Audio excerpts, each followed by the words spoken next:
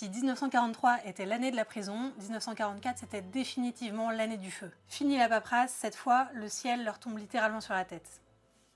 Dès le printemps, la guerre frappe vraiment à la porte. Orléans est bombardée par les Alliés en continu.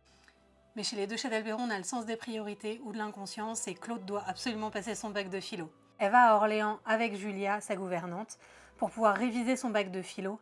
Et là s'ensuit une nuit d'horreur pour elle, qui va être sous les bombardements, qui va être une nuit vraiment terrible. La ville est rasée, la gare est en morceaux, il y a énormément de morts. Du coup, Édouard, fou d'inquiétude, prend son vélo et essaye d'atteindre Orléans comme il peut au vu de l'état des routes et des transports. Il croise des cadavres, son voisin décapité, il est fou d'inquiétude, il finit par arriver chez lui et il voit que, heureusement, Claude et Julia s'en sont sortis, mais en fait, Julia sera traumatisée à vie par cet événement, elle aura des crises de tremblement pour toujours suite à cette nuit d'horreur. Est-ce que le bac de philo en valait vraiment le coup? C'est à vous de me le dire. Les bombardements continuent avec en juin le débarquement qui arrive enfin, mais c'est pas plus facile pour autant parce que entre la fuite des Allemands qui volent tous les moyens de transport qu'ils trouvent pour essayer de partir au plus vite, le téléphone est coupé, il n'y a plus de poste, il n'y a plus d'électricité, donc plus de lumière non plus. Donc ça commence à être vraiment la vie difficile en 1944 pendant la reprise de la France.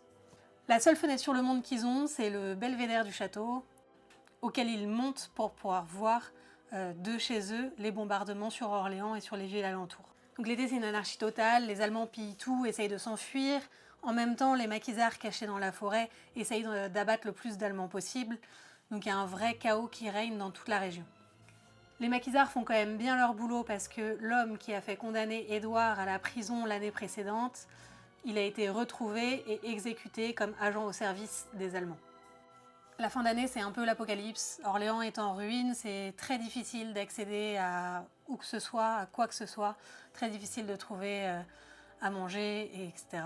De plus, le froid n'aide vraiment pas. Une année très froide, moins 7 degrés. Les combats font encore rage à ce moment-là en Alsace et en Belgique. Mais la fin approche enfin. On sent que toute la famille est heureuse d'arriver enfin au point de Noël, au point de se retrouver en famille et de commencer toute une phase de reconstruction en attendant la vraie libération qui sera en 1945. Donc pour ne pas manquer cette étape de la libération, n'hésitez pas à vous abonner et à suivre l'année 1945. Avant ça, on va faire quelques petites découvertes des archives ensemble.